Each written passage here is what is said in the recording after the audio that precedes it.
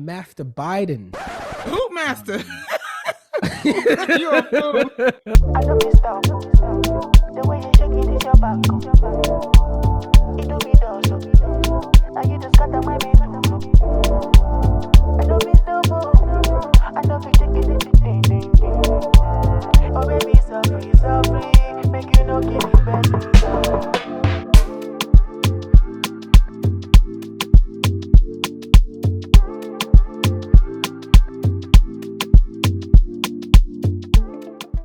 What's up, everybody? Welcome to another episode of yours truly, BlaqKoffee. I'm JT. I'm Jane. AKA the Queen of Crenshaw, the Queen of Nigeria. Stop. Has made her majestic presence in the virtual studio. Before we begin, please like, share, and subscribe, as well as comment on this content as we get the journey rolling on season 2 of BlaqKoffee. Yes, sir. Well, Jane, What's going on? doing? How's your mental health? How's your spirit? How's life treating you? I'm doing good. You know, I can do a lot of work with the mental. Allergies is beating me up. Spring is here. Spring is Lord, here. I'm telling you, if I'm sneezing, it's not COVID, so don't look at me sideways. It's really allergies. It's going good. I think the last time I saw you was at the Burna Boy concert, though. Burna Boy was here in town. He was in Oakland. His Love the Mini Tour. I loved it. I loved it. Now, I didn't like the 2-hour wait. That was ridiculous. It was ridiculous. He was on CPT time times 10. You know, Nigerians are always late. No, not all. Some. What you mean some? I stay on time. I'm never late. I'm punctual with my time. Actually, yes, Jane actually is on time. She's always in the studio before I get here. I'm always like, oh shit, another hour, 2 hours. I still love you though. I still love you. No, but honestly, yeah, Burna did an awesome job. He was 2 hours late, but he put on a show. If y'all have not seen Burna Boy live, y'all need to go and see him. He gives 150%. Show this, sweating up there like James Brown. That's why sometimes I'm like, was it more than Henny? Not too much. That energy? Not too much. I was like, how do you perform like that for what? An it was hour the and 45 going minutes? On. Yeah, it was long. It's a pyrotech. It's pretty hot on stage while that fire going on. It is, but you know what? The beautiful thing about it is seeing how African music really is touching the world. Yes. You know, it's so many Afrobeats artists have made just amazing work. They have recorded some songs that are going to be hits for 10, 20, 30 years to come, albums that will be so memorable. And it's just beautiful because 10 years ago, people didn't know what African music was or had one idea of African I would say in America. In America, right. Because they're in the UK, big. Yeah. Right. In the UK, they're already big. But now people are being exposed to the beauty of African culture. I hope it doesn't get watered down, which... Well, yeah, because when I heard there's a few. They had Selena Gomez, and the thing wasn't popping for me. I was like, "What is this? What is this?" And I hate the fact they kept on showing. They only played the version of Wizkid with Justin Bieber, like he can't stand on his own 2 feet. Wizkid is, you know, A1. Mind you, speaking of Wizkid, now if y'all listen to a couple episodes, I'm not letting this stuff go. So that Burna concert actually made up for Wiz because he canceled 24 hours before. So if y'all are going to see Wiz this summer, beware. You're a fool. Beware. You're a fool. No, but I love my African brothers and sisters making music. It's beautiful. And congratulations to Burna on his Love the Mini Tour. But we have some very important, some serious topics for y'all. What you got for us today? On BlaqKoffee. Well, Jane, you know, on this podcast, our aim is not only to, you know, have these conversations, difficult conversations, and to enlighten. I know we entertain, but we seriously want to inform you of what is going on in our country. We want to open your minds to what is going on in our society. Gun violence in America. Wow, it's ridiculous. Every single day we wake up, there's a new shooting. There's a new mass shooting. Now there are people getting shot simply for knocking at the wrong door. Yeah, you can add that to the list. Definitely right. And I know this has been going on for a long time. This is nothing new. But it seems like every single day, a kid is shot. Their lives are taken. They're injured. Families losing their children. You are making a U-turn. Matter of fact, let me just briefly give y'all some information on the recent shootings this past week in America. It was like 20-year-old, right, those 20-year-old Kaylin Gillis was shot while she was making a U-turn. I think her friend was driving and making a U-turn into a driveway, was shot and killed in upstate New York. Those are cheerleaders, right? I'm sorry? Those are the cheerleaders, right? No. This is another case. Okay. That was the second case. Okay. The cheerleaders get into the wrong car, were shot. 6-year-old Kinsley White and her parents were shot after their neighbor got upset because a basketball rolled into his yard and shot just willingly. Ran away to Florida. He thought Florida was going to protect him. For some reason, I don't know what people think Florida. People think Florida is like they haven ground. Yeah. Caught him, but shot a 6-year-old.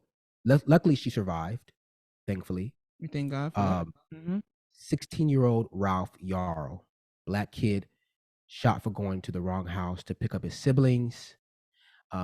He was shot in the forehead, almost at point blank through the window. They shot him again. And shot him again. Was it in the arm? Yes, in the arm. The crazy thing is, he was laying there. It took a while for someone to come and help him. It was like what, 10:30 at night before authorities had responded. I don't know what time the shooting had happened, but it did take some time. Luckily, he survived and he's actually back home. But what are your thoughts? You can start this conversation off. What are your thoughts on the state of violence, specifically gun violence, here in the U.S.?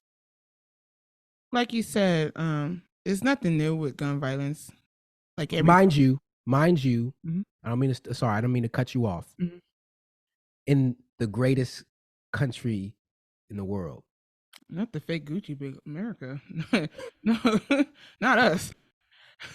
Well, basically, go ahead. Take it away. It's scary times. Like you said, you name all these places that we can't exist or have fun anymore.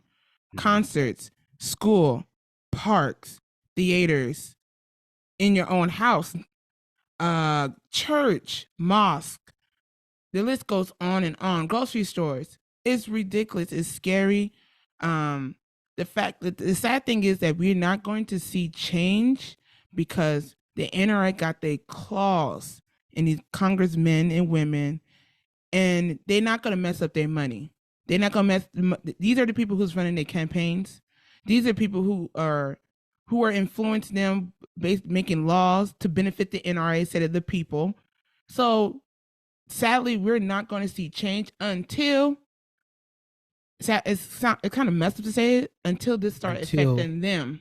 Right, until it hits their own backyards, until the folks who are making laws in our country, until their kids or relatives get shot.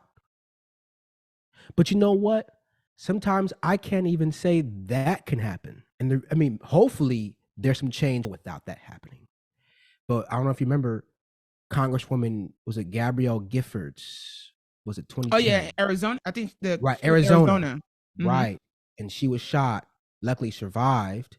But gun law reform has not changed, and that was over, or at least almost 10 years ago. And so, let me stop right here.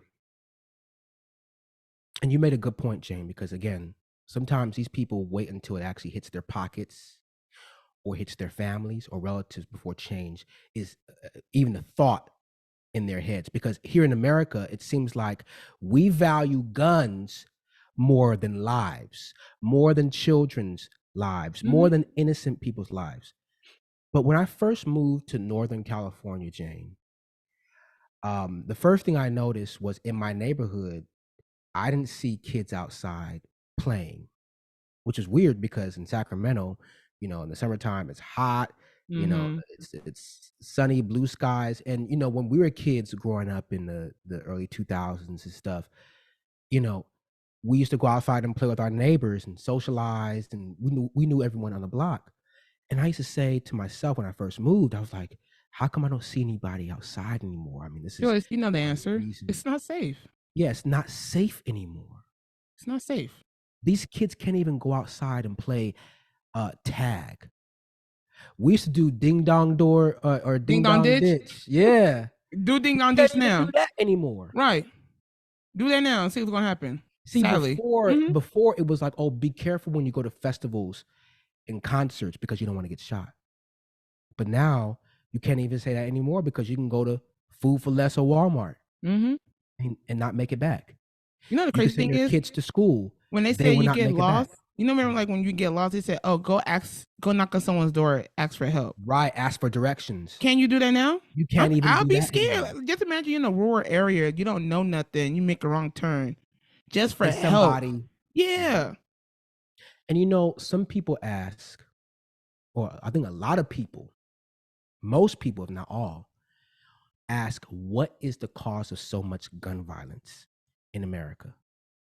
I mean, there's guns in other countries, and you don't see mass shootings to the extent that you see here in the U.S. And the first thing I'm going to say is because in America, guns are enshrined in the Constitution.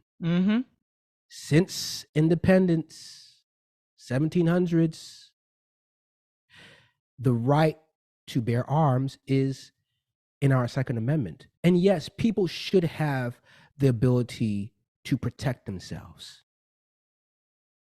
However, there needs to be limitations on how that protection is given. But even besides that, here in America, we have, I think, and it stems from that enshrinement in the Constitution. I know that people have been owning guns since that era, since that time frame. And it seems like since the mid 2000s, or I would say the mid 2000s, but the early 2000s, late 90s, shootings, specifically mass shootings, have been on the rise. But here in America, we have a unique sensationalization of gun culture in this country. And in my opinion, that is a strong force for why we have the issue with violence here within our borders. Seriously, because in other parts of the world, and I'm not saying this is every country, but in other parts of the world, guns are seen as tools for, specific jobs, whether it's hunting, whether it's national defense. There are strict laws in how citizens, civilians can access guns. You can't just go up and it takes a week and you get a gun. No, there's a process, a long process a lot of times.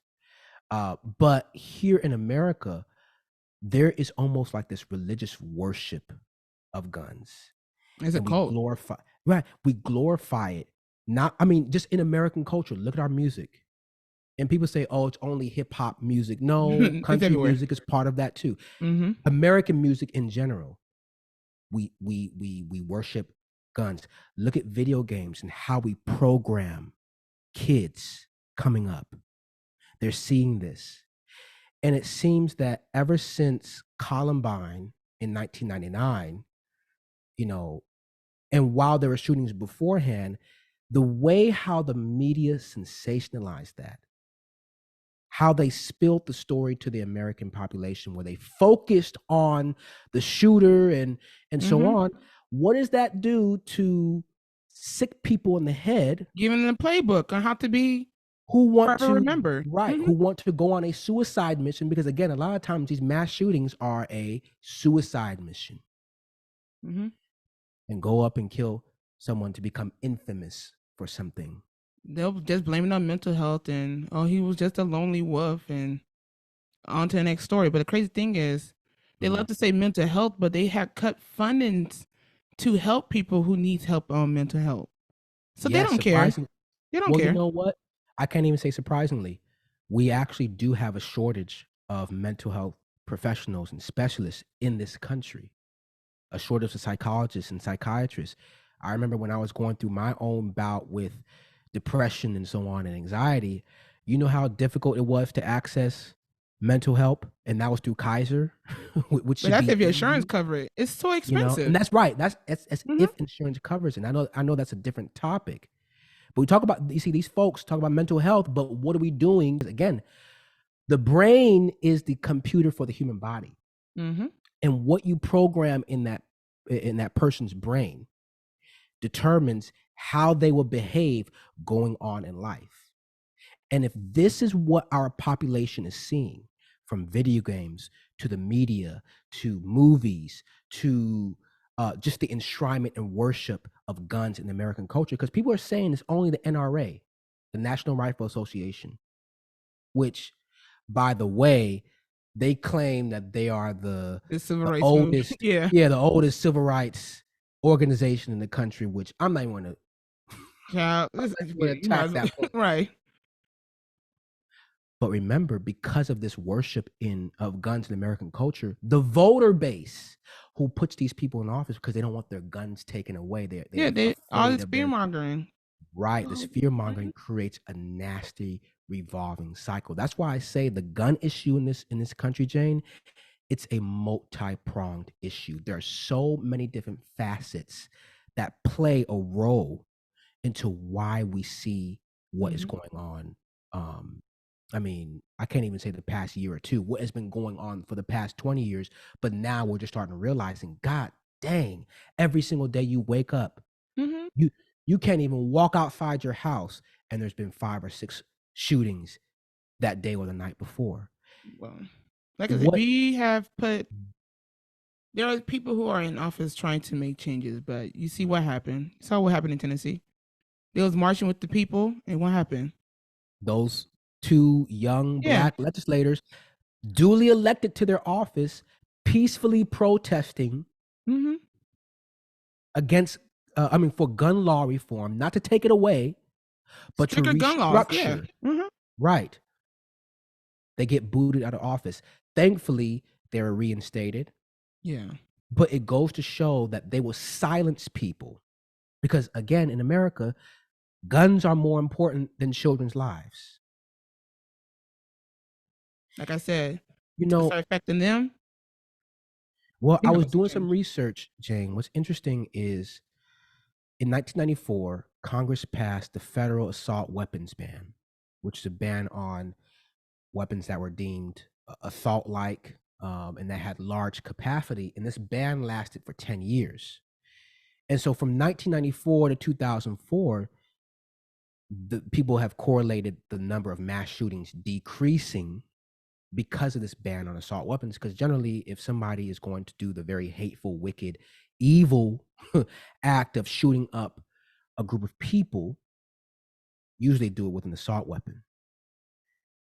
But after 2004, this ban was lifted, and it's interesting how we've seen that rise, continue to increase over time.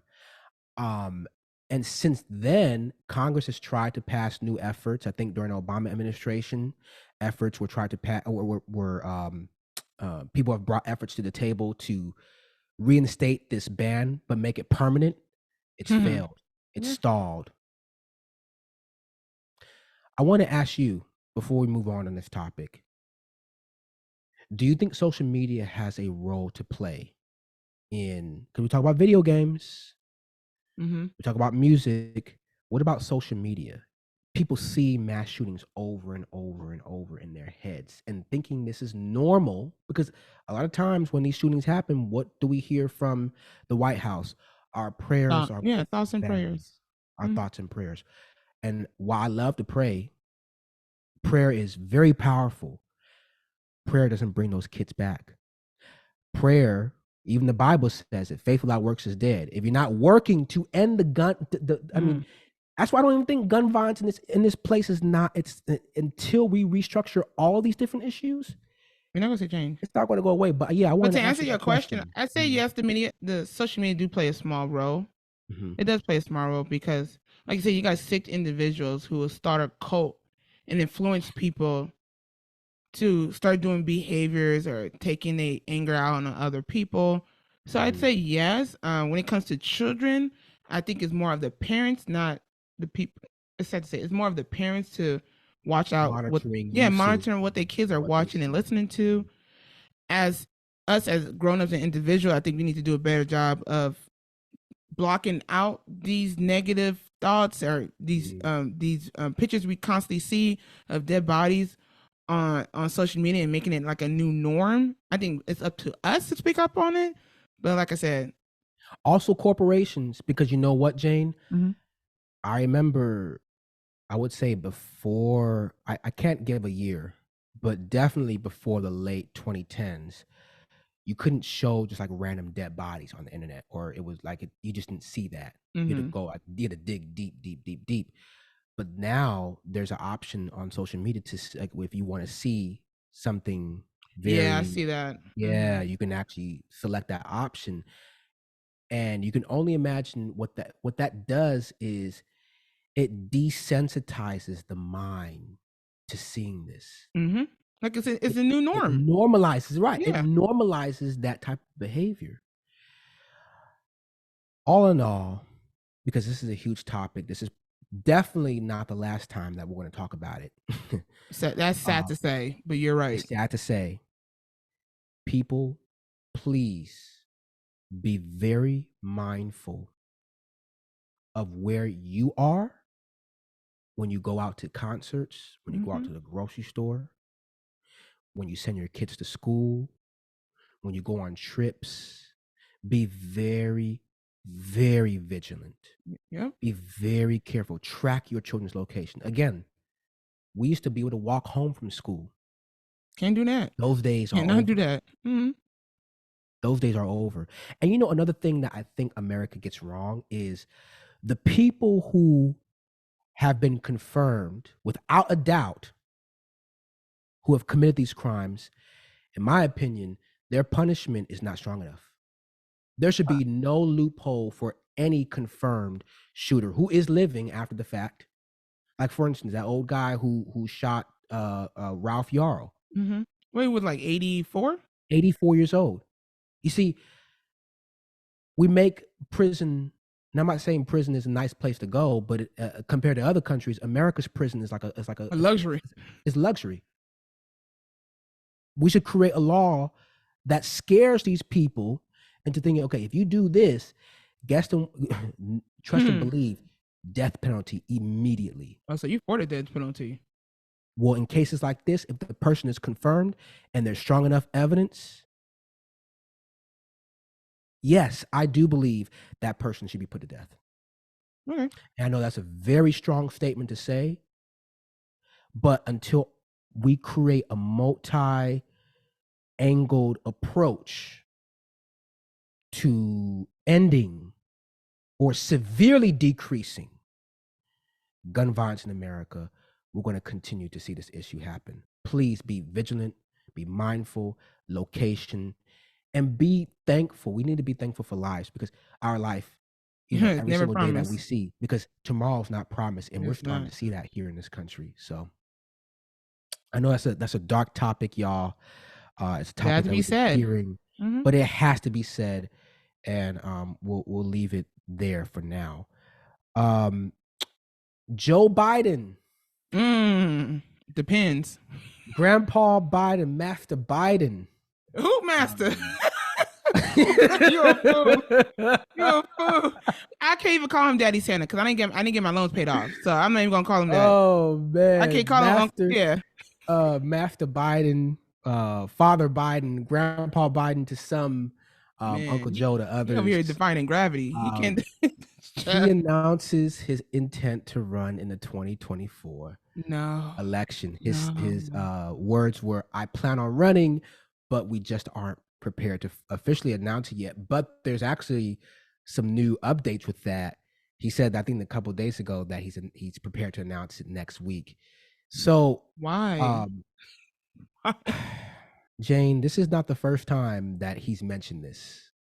Okay, I be thinking he's joking, because you know how your grandpa just be joking. You're like, you just brush it off. Dead ass serious.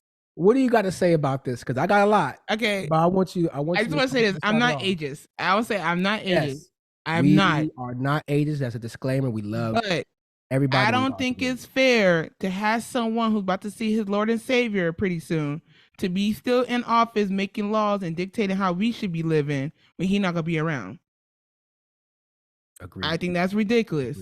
I think it's ridiculous that we have to be a president, you have to be at a certain age to be president. I think that's a little bit ridiculous too, because look at the people who are coming up. I think statistically, Americans don't vote for younger people to be in office because they say you need to be wiser, older, live life a little bit. But my man been living. He's been living for a while. Child, he outlive a lot of people, and he's dead ass serious about running. That's scary. And the crazy thing is, if he runs, I really believe, scary to say, Democrats gonna lose the House. They're gonna lose everything. Ooh, you make some good statements. You make some strong statements. I want to start off with this. I don't mind the fact that there are like age limits for when someone can run for office. So I mean, to vote, you have to be 18. To run for the House, I think you have to be 25 years old. I agree with all that. Yes, I do. I agree with you. 35 years old. However, we have to ask ourselves the question: can somebody realistically, thoroughly lead in a nation of 300 and almost 40 million people in their late 70s and 80s? Remember, even as common folk, we have older relatives, grandparents, great aunts and uncles, older aunties, and so on, who, maybe get into an age where their vision gets bad, their hearing gets bad. And what do? We take away their license a lot of times. Doesn't mean that we don't value them, but we're protecting them because they've gotten to a stage of life. Because remember, every period of life is a stage. They've reached a stage of life where they can no longer do that safely, like how others can in another stage of life. And the same thing here when it comes to the presidency. Because honestly, Biden, if he were, let's say theoretically, if he were to run for a second term and win and live throughout the term, he would be 86 in 2028. Okay, he would actually be, for reference, Ronald Reagan, when he left office in 1989, he was 82 years old. Do you remember anything, Reagan? At that time, there were reports of him having Alzheimer's. So people questioned, was it really Reagan running the country, especially in the second term? Actually, in my opinion, it was really Bush Sr., Newt Gingrich, and a few of the other clowns who were actually running the nation at that time. And so I believe, yes, there should be a age limit at the top of the chain for when it comes to who can run for the presidency. Because we got to think about it like this. Can somebody in their 70s and 80s relate to an America that is so different from when they were born? No, you can say when they was trying to ban TikTok, how they was talking about do filters track your eyes, do it connect to my Wi-Fi, do it. You can tell they're so outdated. They're not. they like to say they're not hip. What's going on right now? It's not. And exactly. Like there are some people who know what's popping, but to your question, I feel like. No, why you that? No, he should not. I'm sorry. And that's the problem with America, is because even besides the presidency, when it comes to Congress, right? Many of these people will get into office and they'll stay there for years. A lot of congressmen and women, if they continue to, recurrently get elected, a lot of times they die in office. In my opinion, that is not what Congress should be designed for. Congress should be a place where folks go up there for 2, 3, 4, maybe 6 years. You know, represent your district, your state, and you come back and let somebody else go up there. Yeah. We need to stop here because Dianne Feinstein, longtime senator for California, still in office. She's almost 90 years old. But that's old, man. And currently she's very sick and she won't give up her seat. She won't. That's selfish. That's being really selfish. It's very selfish. Strom Thurmond. Now, if y'all don't know who Strom Thurmond is, do a little bit of research, but I'm going to give you a few facts. Strom Thurmond, now, he actually died in office at 101. He was the senior senator from South Carolina.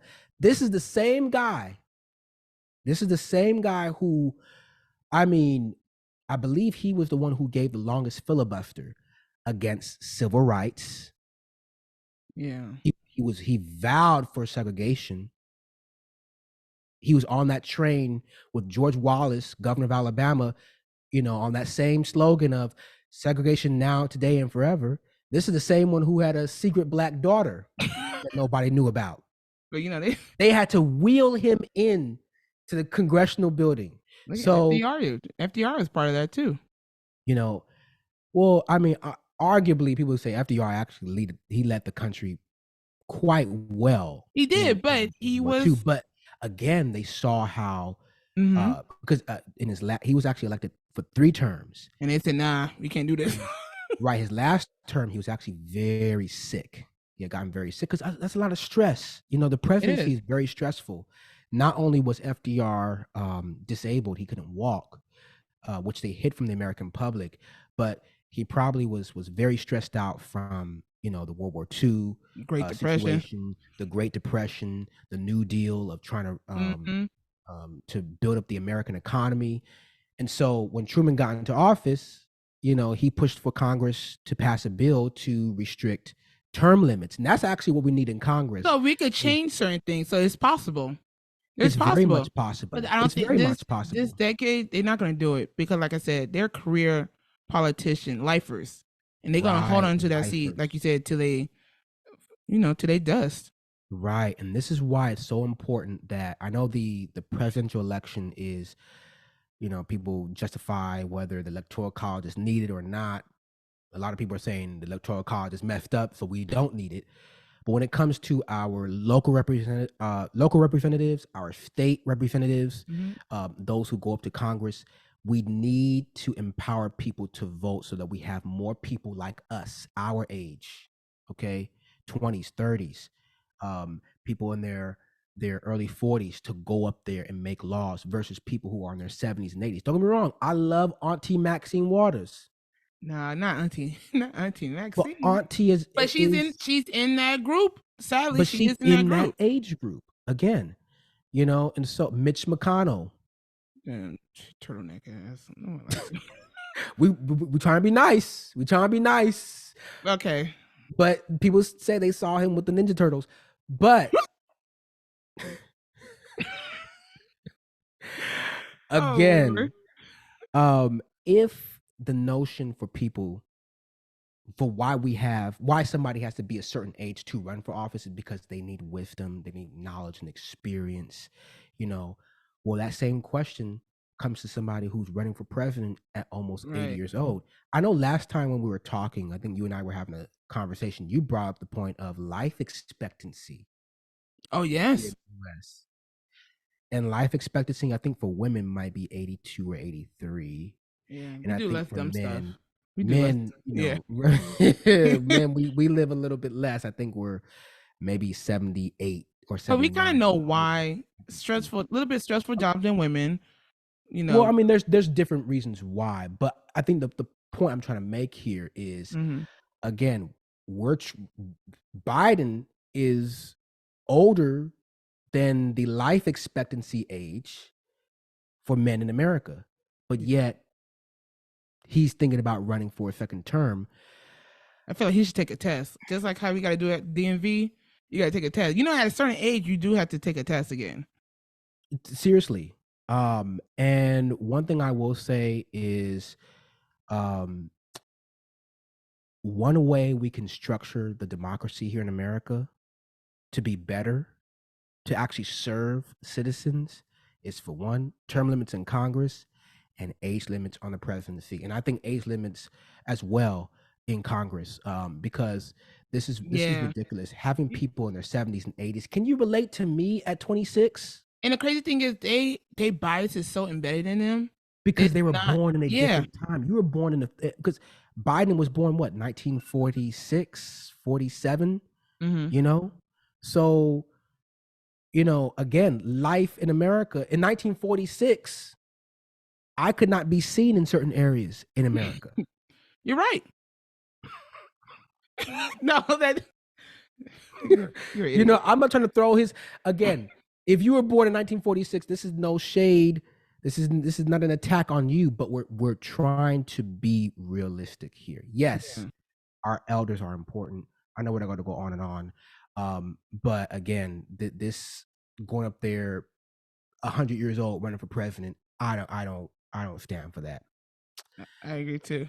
Just turn on my life, but yeah, I agree. Joe, go sit down. Go rest.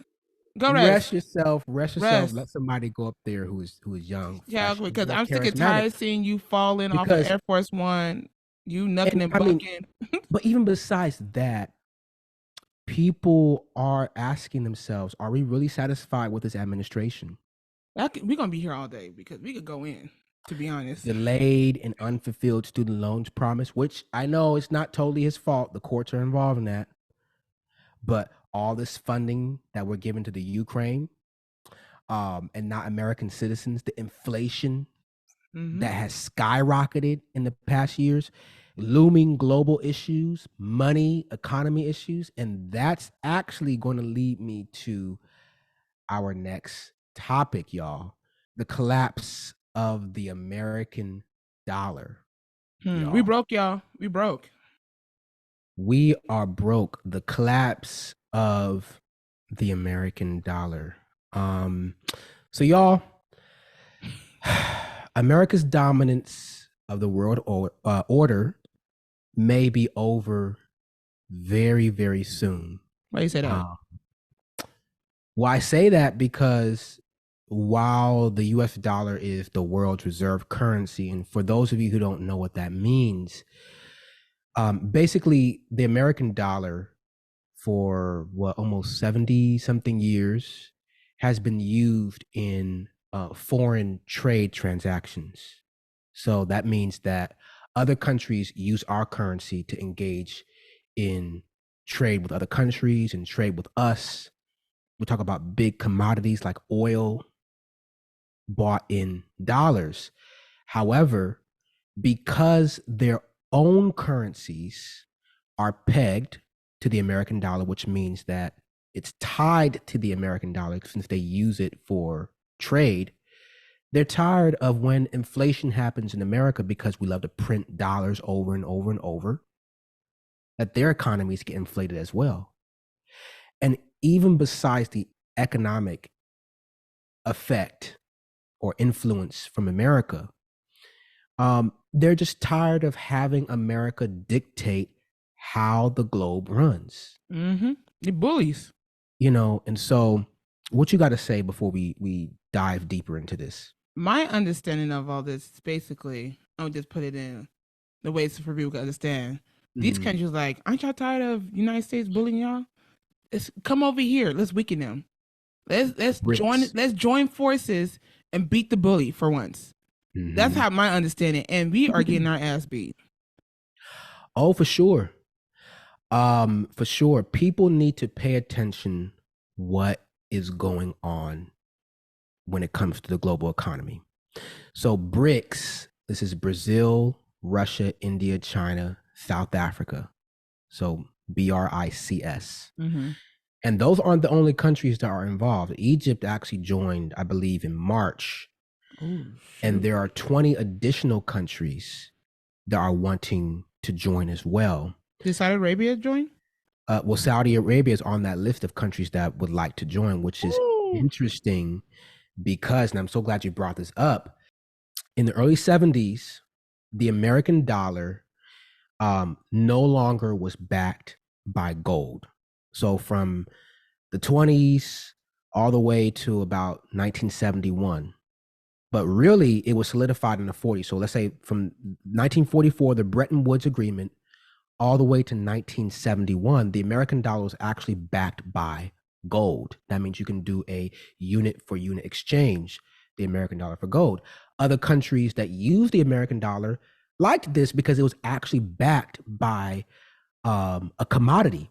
1971 comes around because of inflation, the war in Vietnam that America was spending countless dollars on, as we love to do when it comes to wars. Well, no longer could the gold that we had in storage back the amount of dollars that were in circulation. Now, mind you, I'm not an economist, so I'm trying to break it down, as easy as I know how. But I think around 73 or 74, America makes a deal with the King of Saudi Arabia to back oil transactions in dollars, what they call the petrodollar system. So everyone who buys oil from Saudi Arabia, which is like think of it like an oil kingdom. They have oil in large amounts and quantities there, to back it in dollars in lieu of our military protection. Because Saudi Arabia at that time had some enemies in the Middle East, namely Iran. Now, Iran and Saudi Arabia are starting to work out their issues. And they're starting to realize, especially on Iran's part, we've been sanctioned by the US, because that's what America loves to do. America loves to go to other countries and sanction them if they don't follow what we want them to do militarily, politically, economically. And this is a similar case with other countries that have been pegged to the American dollar. And so now all of these countries that are banding together to join BRICS, what they're doing is trying to design a new currency or use another currency to engage in global foreign trade that's not necessarily the American dollar. And when that happens, y'all, that will be catastrophe for the United States. Well, you can see what's going on in the United States. Like, look we at already inflation. See it. The inflation, the housing market, crazy. Going to the grocery store, buying gas. Everything is so high. That's why you see the homeless population is on an all-time high. People getting laid off left and right because companies can't afford it anymore. They rather go overseas than keeping employees here. And you see, that was a big mistake. You see, back in the 80s, and people today love to, Reaganomics. Reaganomics was such a good thing for America. Well, what Reagan did was started a pattern of cutting taxes for the rich, for corporations just to go overseas because they can pay a lesser rate of pay for for labor. Those corporations are not coming back to the US. We don't have a skilled workforce in comparison to other countries. We have not educated the American population to be in tune with the global economy of today. We are not a producer economy. So all those countries that are joining BRICS, many of them are producer economies. Brazil, India, China, Russia. These are countries that are either rich in natural resources. Continent of Africa alone. So many resources there. And that's the thing. There are countries in Africa that are expressing their desire to join as well. That's why I say, moving forward, after, I would say, this decade and going forward, that world's eyes are going to be in Africa. So what does that mean for the American people? That means, y'all, you better take a look at your savings accounts. You better start looking at your assets. If you have 401ks, if you better start investing, one, in land. And here in the United States, people don't own land. People don't own land. Even when it's funny when people say, I'm a homeowner. Well, most people who are homeowners in this country owe mortgages. Mortgage in French means death contract. Till death, you have to comply with that contract, or the bank takes the property away. Mm-hmm. People don't actually own land, and this is worse for us as Black people because a lot of times we don't have that generational wealth that has been passed down, generation after generation. Property, farms. We've steered people away from actual skills. And when a nation has a population that cannot compete with the advancement of other countries like China, like India, that is the beginning of the fall of society. And that's exactly what we're seeing here. And have you realized, Jane, the media has not really has not really put a spotlight on this the way because they know what's coming. Yeah, they have not vocalized it. I think I mostly read it on like short news posts I see around, or I'm kind of old. I still read the newspaper. Like when you read newspaper, you read different columns. I see it, but like it's small hints. But the crazy thing is, you won't hear about it until it gets worse. You're not gonna hear and about it. This was all in the making because, again, after COVID, what happened? We printed billions of dollars to stabilize businesses, PPP loans, funding. Even though the $1,000 we were giving out here and there really couldn't sustain the American population. And then what happened after? We were giving billions of dollars to Ukraine. So we're printing money that in America. So in America, we have what we call a fiat currency. This is a currency that is not backed by a commodity.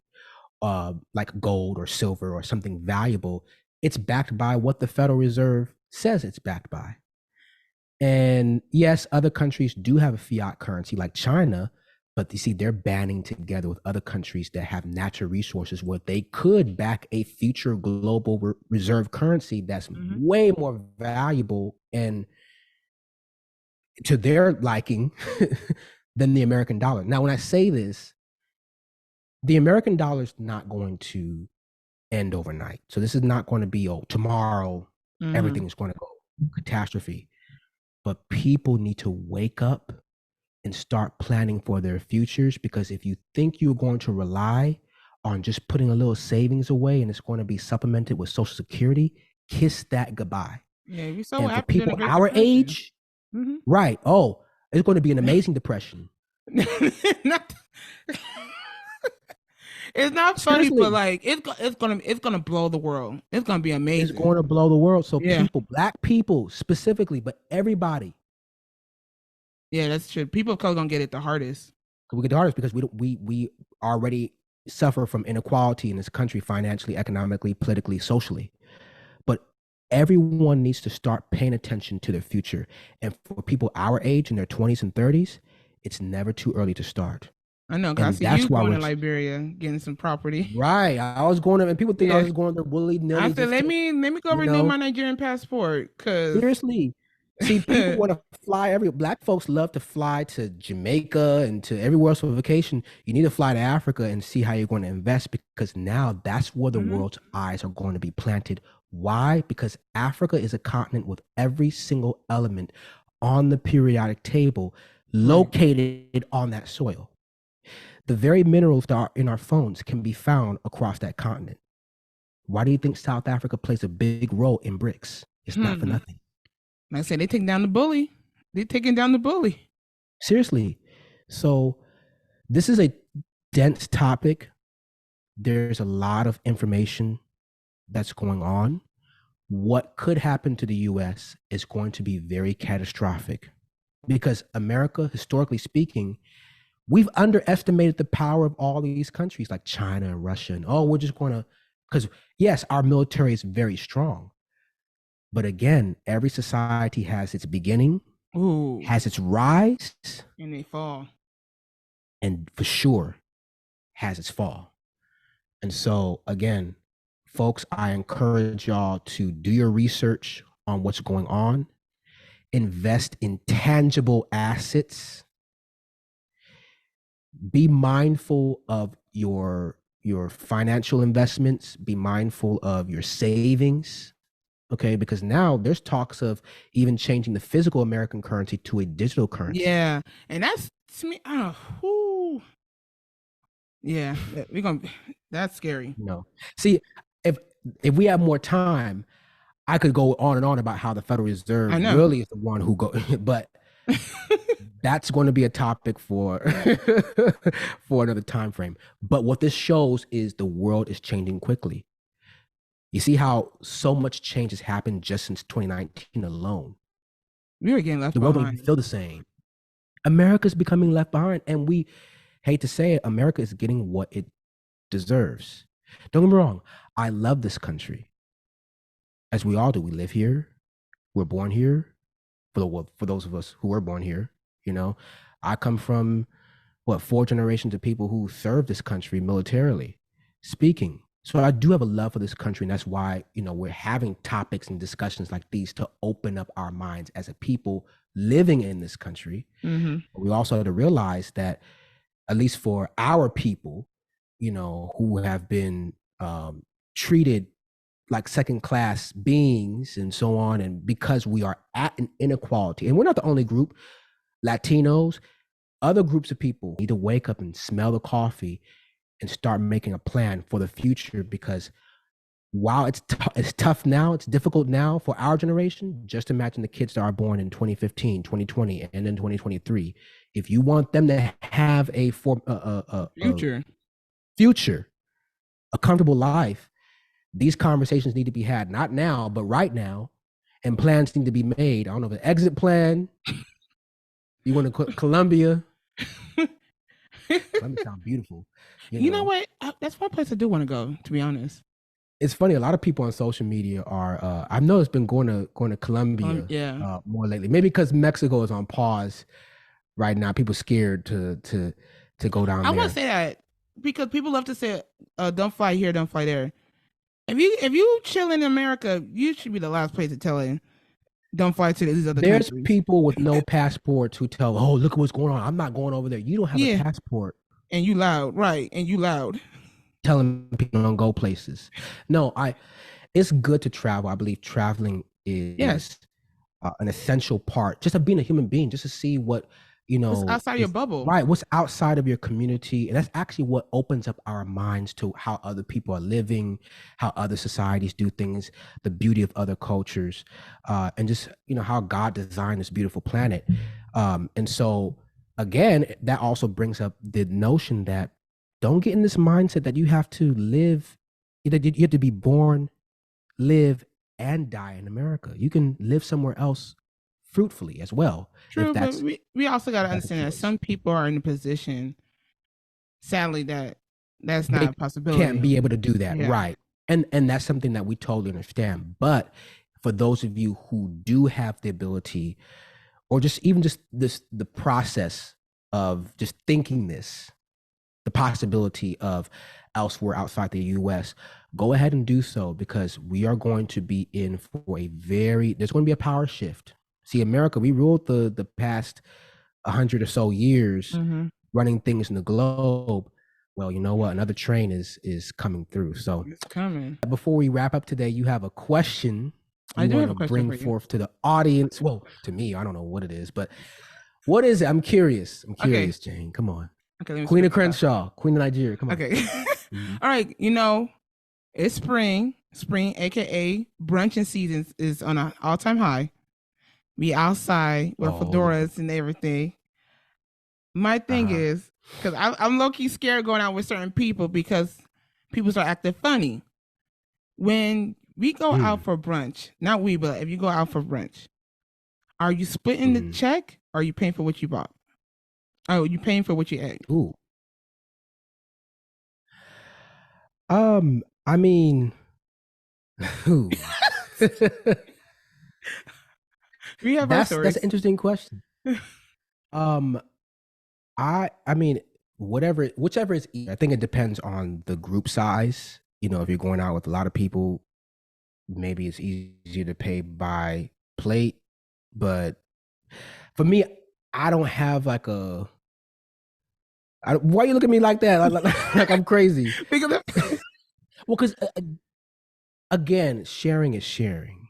Oh, yeah. So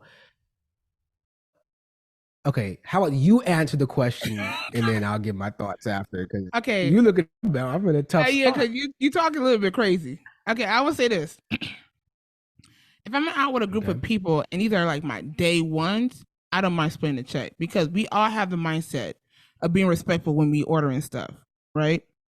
Mm-hmm. But if I go out with people and we got and my day ones are there and they bring certain people and they there, I don't really know them, but we here. The bill come out. I know that Jackie was eating like she had a big basketball game or something. I saw Mark eating, drinking, bottomless and all Henny, all that.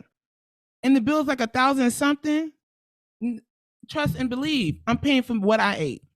My glass of water, because some places do charge for water, and whatever I ate. And it's not being cheap or greedy or stingy. That's what I'm gonna do. But if I'm with my real ones, and I know that some of my friends are not like they probably don't have it because I've been there where I ain't kind of have it, and my friends spotted me. I don't mind doing that. But when you get out there and you start eating like hungry hippo, no, hell no, I'm not paying your part. No, I'm not. And this goes back to what I was. This goes back to my days, my broke college days. We went out for we went out for sushi. I don't really eat sushi, but I was there eating ramen. I don't eat it either, but we everybody's vibing, drinking. I have my little club soda. I have my ramen. It's time to pay. We had someone sitting at the table who ordered a lot. And I was like, no. This is what she said. She said, she started looking for a wallet. She said, my credit card I have, I didn't activate it. Somebody give her a phone. No, because no, I'm not paying for that. I am not paying for that. I could barely afford my books. You want me to pay because you had a whole feast? No, I'm not paying for that. Well, you see, the thing, Jane, is when people go out, a lot of times, and you brought up in the beginning how it's brunch season, and people love to showcase brunch season on social media. And in order to showcase, you got to finance to make it look like you. So people are ordering food that you don't necessarily afford, and then rely on other people to fit that bill. And so, yeah, I mean, with your point, in that case, yeah, I do agree that people, pay with their own plate. If somebody's just getting multiple bottomless mimosas and 15 pancakes, but then expect that to be split among the entire group. Right. So, well, y'all, you ready for brunch season, Jane? I am. But I'm keeping my good eye on people. Keep your eye out. Yeah. Keep your eye out because there are people who want to eat on your dime. Yeah. And then, of course, I'm not pocket watching. I am not pocket watching. But you come in there with a whole 10-piece Louis suit, or you got the latest off-white shoes, and you can't afford that $50 meal you pay for, I'm looking at you sideways. Yeah, I am. But I mean, again, you see, I'd rather spend money on good food and actual good experiences with the people who I'm sharing that food with versus trying to have the look as if I can afford it. But again, in this era of social media, people want to make it's like a fake it till you make it, which, I mean, there's nothing wrong with a little bit of fake it till you make it. But if you have all this, if you have the Mercedes C350 outside and a $50 bill bothers you when you go out to a restaurant to your brunch, seasonal IG post brunch, well, there shouldn't be a problem. People have their priorities in the wrong place. I'd rather spend more money what's going in my belly, because especially everybody knows me, knows I love good food. The way you eat is scary. Yeah. And you look wonderful. Well, thank you. I'm trying to get back for the summertime, y'all, because we have some festivals, some concerts to go to, some brunches to attend, and I want to be able to look my best, I guess. You're already there though. Do you have anything else, Jane? Thank you, y'all. No, not really. Besides the Tennessee speaker, I give you the royal FU. That's all I gotta say. The royal FU to actually not even just a speaker, all those folks who voted. But he gets the main Justin FU Jones because he's not even supposed Pearson to be there. Out. Allegedly, they saying that. It's funny because right. he's voting him out because of protocol, but supposedly he's representing a district he don't even live in. Right. But again, I think we're going to leave it right there, Jane. You know what? It's always good chatting with you. This is our first filmed episode. Hopefully it's finally not going to give us any trouble uploading, editing, all that good our business jazz out there. Y'all, we not the tech. We ain't the most tech savvy, but we have been getting those audio episodes out there. So if y'all haven't checked the first few episodes of the season out, please do. Again, we would love for you to like, share, subscribe, and comment on this content. And you know what? I actually have a quote for the week. Just a little bit of encouragement, and it's actually from author Steve Maraboli, and it says, "Be cautious with what you feed your mind and your soul. Fuel yourself with positivity and let that propel you into positive action." And I think that's a beautiful quote, especially nowadays with all the negative information that we hear. I know this episode is a little bit more on the side given the topics at hand, but hopefully you can find a little bit of positivity throughout your week, throughout your day. It's much needed in a changing society like the one that we're living in. So hopefully that was a little bit of word of inspiration. And before we end today, we always have to give our motto. You already know, health is wealth. Don't be health surprised is when wealth. your own people dream big, and this is BlaqKoffee. This is BlaqKoffee. We love you, and we will see y'all next time on this next episode. Great week, and see you soon. Bye, everyone. Oh, baby, so